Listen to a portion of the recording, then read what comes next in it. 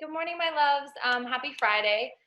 So the last video that I made for you guys, we listened to the case of Adnan Syed, and we started to learn about the details of the case. Heyman Lee, the girl who was killed, Adnan Syed, her boyfriend, was accused of her murder. And there were lots of different factors that we started listening to as we think about whether or not we think he actually did it. So for today, what I want us to do is to look at this case a little bit more. And we're actually going to read together one piece of evidence, one artifact from this case.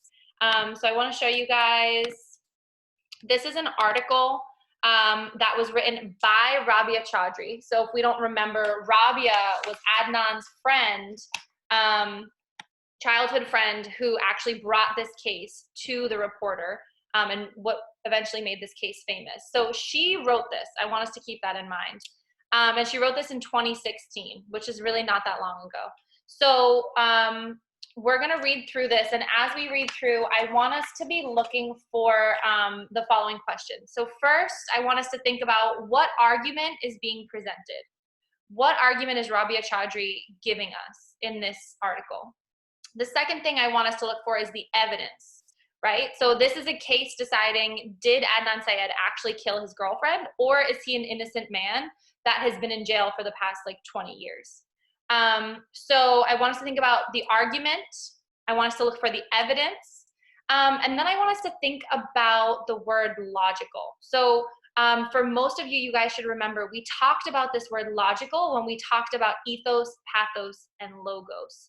So logos or logical basically means, is it true? Does it seem like it's based on evidence, like it's based on facts? Is her reasoning as she makes her argument, does it feel like it's based on evidence?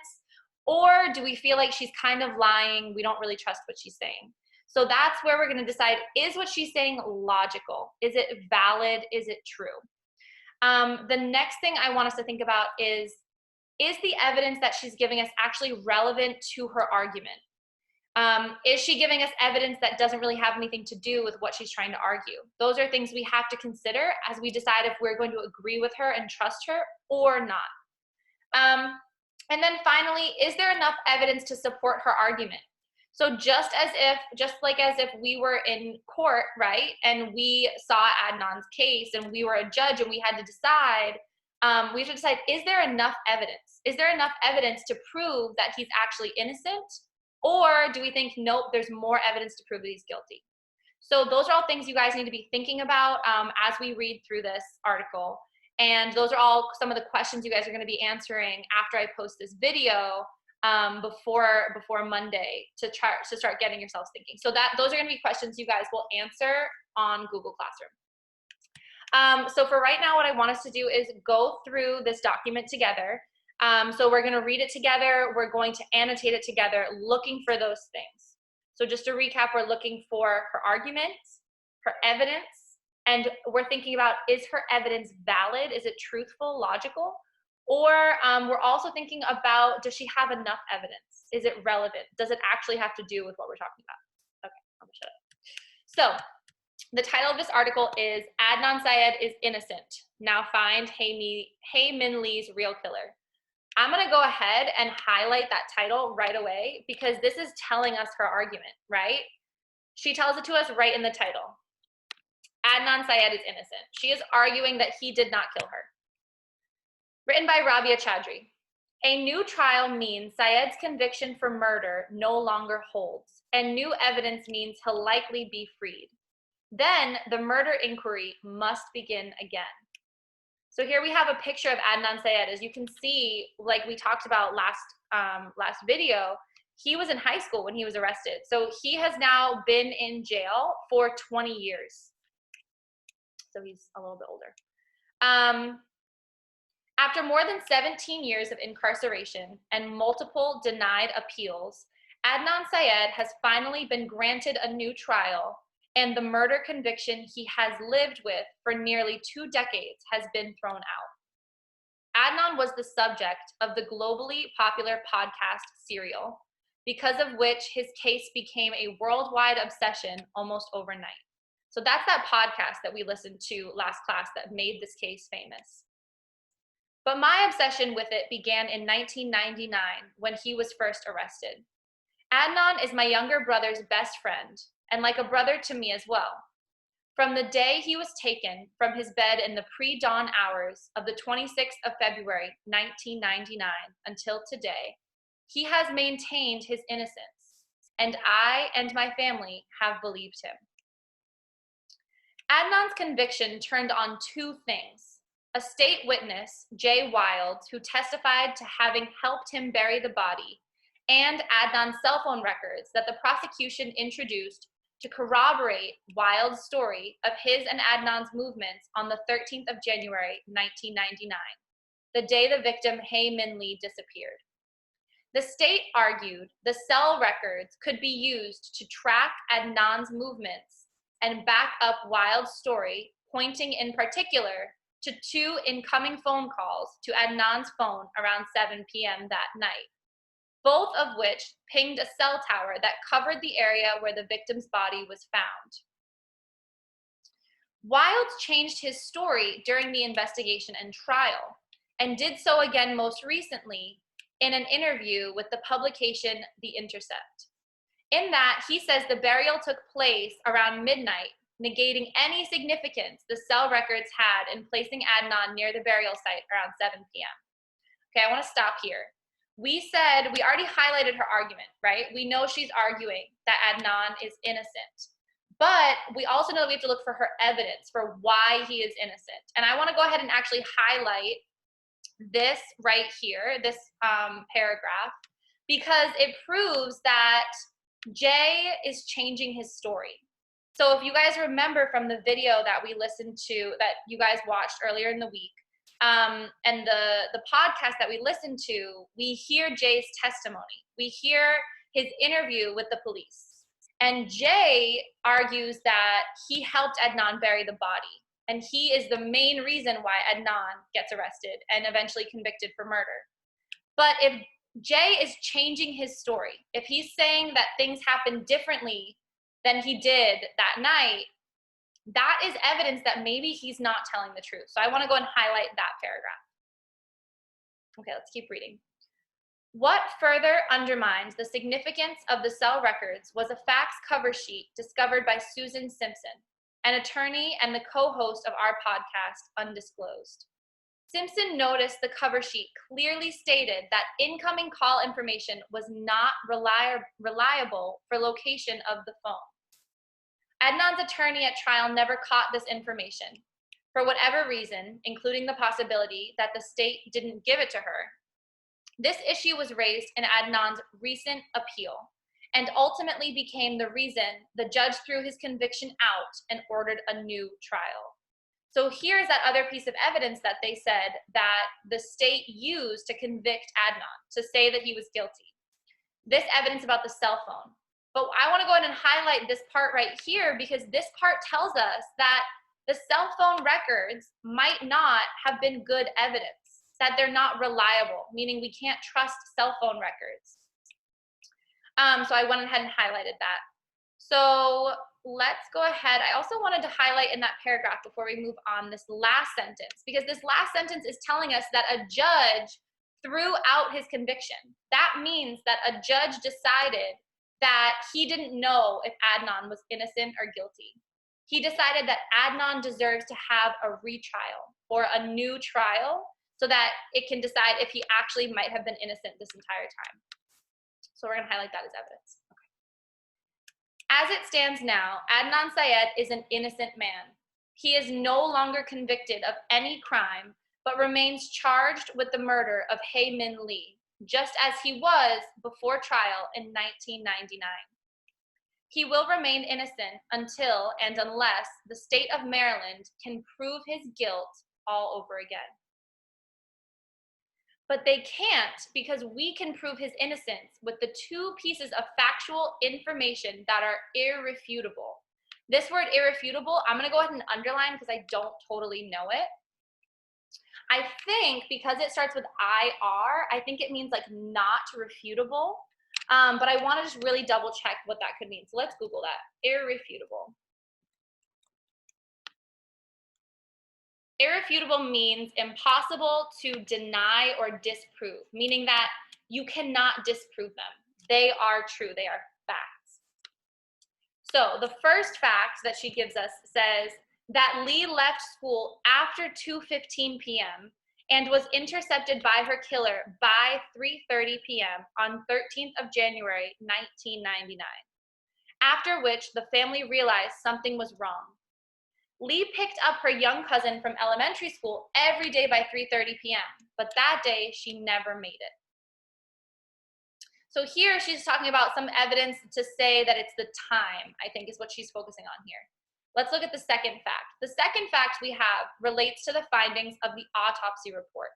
According to the medical examiner and other forensic pathologists who have reviewed the crime scene pictures and autopsy records, Lee's body showed fixed frontal lividity. Ooh, I don't know what that is. The phenomenon in which, after death, all the blood pools to the part of the body closest to the ground. Oh, look at that. Okay, so fixed frontal lividity. I don't know about you guys, but I do not know what that is, so I'm underlining that. And it looks like they actually tell us what it is. So fixed frontal lividity is when, after someone dies, all of the blood in their body all kind of pools or goes to the part of the body that's closest to the ground. So I'm gonna pick right back up right here. Such lividity could only be present if, after being killed, Lee was left in a face-down position, stretched out for between 8 and 10 hours. When Lee's body was found in Lincoln Park, Baltimore, it was twisted and resting mostly on her right side. This means after her body was moved to the burial site, after lividity had become permanent. Hay was not dumped in Lincoln Park around 7 p.m. Her body was kept somewhere where it could lay flat for around 10 hours before it was moved to the park. Okay, so here we have evidence to prove that because of the way her blood pooled or came together in her body after she was killed, her body could not have been moved by 7 p.m. It had to have been moved much, much, much later. And originally, the state was arguing that Adnan, Syed, and Jay had buried the body around 7 p.m. So that's some evidence to show that maybe he's innocent, that it's not true. So we highlighted that. The killer had to both have the opportunity and means to intercept Hay by 3:30 p.m. and to kill her, leave her body in a flat position somewhere private for 8 to 10 hours, then move her later to Lincoln Park. Adnan could not have done these things. Among the judge's findings, which we've been attempting to get to court for many years, is a confirmation of the credibility of the testimony of an alibi witness, Asia McLean, who was never contacted by Adnan's defense counsel. McLean testified before the appellate court that she was with Adnan in the public library until around 2:40 p.m. We have gathered evidence, which is not yet public, that confirms Adnan attended track practice that day and arrived for practice by 3:30 p.m. After seeing McLean, Adnan had to change for practice and then walk to the other side of the school for it. We have other witnesses who saw him on his way to track practice, meaning the time between when he was seen by McLean and by the time Lee was intercepted is largely accounted for. So here we have Adnan's alibi. Alibi meaning proof that he did not do it, meaning that he was with somebody or he was doing something at the same time that Hayman Lee was killed. So we need to go ahead and highlight in here this part about Asia McLean. And this we heard on the podcast from last video. So she testified that she was with Adnan. That is his alibi right there. We also need to go ahead and highlight, there was a part that said that he had been with other people. Let's see, this part right here. We have other witnesses who saw him on his way to track practice, meaning the time between when he was seen by McLean and by the time Lee was intercepted is largely accounted for. We're gonna highlight that as well. This is more evidence, right? We're highlighting evidence to prove that maybe he is innocent. The appellate judge further destroyed the state's case regarding what happened in this time frame in a lengthy footnote on his 59-page opinion. Judge Welch found that the cell records contradicted nearly every part of the state's case and Wild's testimony in the time frame during which Lee was known to have disappeared. This, coupled with Adnan having no opportunity or means to store Lee's body in a flat position, not in the boot of her small car, as the state would have us believe, for up to 10 hours and then move it to the burial spot, is nearly enough for finding of actual innocence. So here we see, once again, they're talking about these cell phone records, right? We're going to highlight where it says Judge Welch found that the cell records contradicted nearly every part of the state's case and Wild's testimony. We're going to highlight that. That's evidence that a judge agreed that the case and his testimony didn't actually make any sense. They were not valid or logical. We're also going to highlight that Adnan had no opportunity to store Lee's body flat. Remember, we talked about her blood. We're going to highlight that part as well. That's not all, though. Oh, boy. We know that every piece of forensic evidence collected pointed to Adnan's innocence. From the hairs found on Lee's body, which did not match Adnan. Ooh, highlighting that. You guys ever watch CSI? This is like the same thing. Okay, so there were hairs on her body that did not match Adnan's hairs, to the dozens of soil samples taken from his clothing, shoes, car, and room, which returned negative results for matching soil from Leakin Park. So if he had buried this body, she's arguing, that he would have had to have soil or dirt from the park, from where he buried her body. But she's saying that they couldn't find that. So let's highlight more evidence to prove that he might be innocent. The ball is now in the state's court. It can drop charges, appeal the recent ruling, or offer Adnan a plea deal. One way or the other, Adnan is likely to come home soon. But I'll continue to work with investigators until we make it clear to the world that he is innocent of this terrible crime. And then we must all challenge the state to reopen the investigation into the murder of Hae Min Lee. Okay, so we just went through an article written by Rabia Chaudhry, Adnan's best friend, or one of his best friends growing up. And we went through and we figured out her argument, that Adnan is innocent. And we highlighted some of the evidence. But some of the things that I'm going to ask you guys to think about and to answer through our Google Classroom is, look at the reasoning. Look at her argument and the evidence that she gives us. Do you guys think that it's logical? Does it seem like it's based on facts? Because remember, we said that she is Adnan's childhood friend. That means that she has some bias, right? She wants to believe that Adnan is innocent. So that means that we have to question what she's telling us to see, is it really true? Or is she just saying it because she wants Adnan to be found innocent, to be released from jail? Also think about, is there enough evidence? Did she give us enough evidence to prove that Adnan really is innocent? Or do you think she needed more?